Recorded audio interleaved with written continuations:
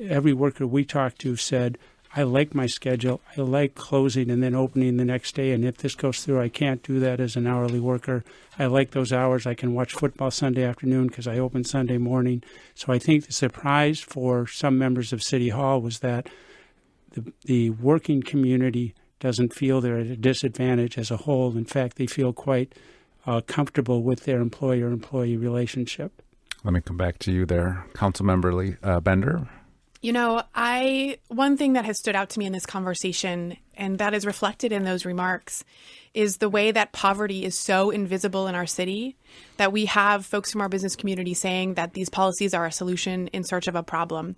There is a problem in the city of Minneapolis, and we are hearing from workers that they cannot meet their basic needs because they can't get enough hours at their jobs, and they don't know their schedules ahead of time, and they don't have paid sick leave, a very even small number of days that if they have a cold or they need to take their child to the doctor, that they have that protection in their workplace.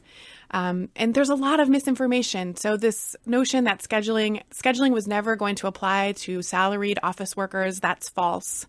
And that has been clarified many times. So again, it's time to move on from the scheduling conversation because we can't seem to get past this rhetoric and misinformation.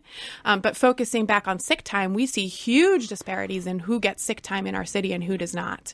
And it is our low-income people of color, our low-wage hourly workers who do not have the basic protections that most people in our city enjoy. So they have to choose between going to work sick and paying their rent. That's 50% of our Black families. That's 68% of our Latino families do not have paid sick time.